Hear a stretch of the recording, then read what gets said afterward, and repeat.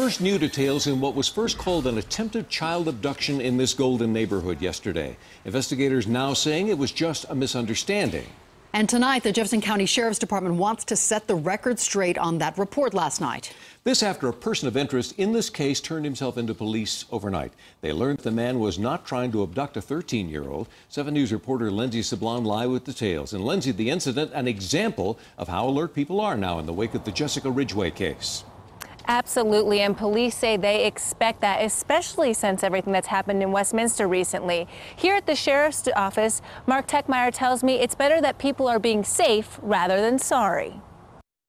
I've been more aware of my surroundings. Smart words coming from this 13-year-old. Hunter says he's always watched for strangers while playing in his neighborhood, so when this blue car approached him last night, asking him to come to the car, he immediately went inside and got his grandmother. So I wish the kid would have gotten out of the car and explained himself. It would have saved him a lot of trouble. It turns out the driver wanted Hunter to knock on a neighbor's door, but that conversation never happened because Hunter did not feel comfortable talking to him. With everything that's going on in our community right now, and with the tragedy in Westminster, the kid acted absolutely appropriately. Techmeyer says they don't want the community to be panicked, but it's important everyone take the recent events seriously, like Hunter and his grandmother. We would rather have someone overreact than underreact. 7 News asked the family if they would have reacted the same prior to Jessica Ridgway's disappearance and death. They say most likely, but know this little girl's story has them on high alert. I think everybody's more aware and more on alert.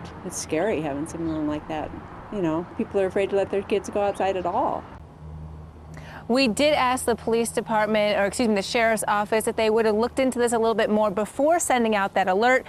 Techmeyer tells me that that's a fine line. They don't want to panic the community. However, they do want to alert people as soon as something like this happens. He went on to say that as soon as the driver turned himself in and investigators cleared him, the department sent out another alert saying that this whole thing had been a misunderstanding. Live in Jefferson County, Lindsey Sablan, 7 News.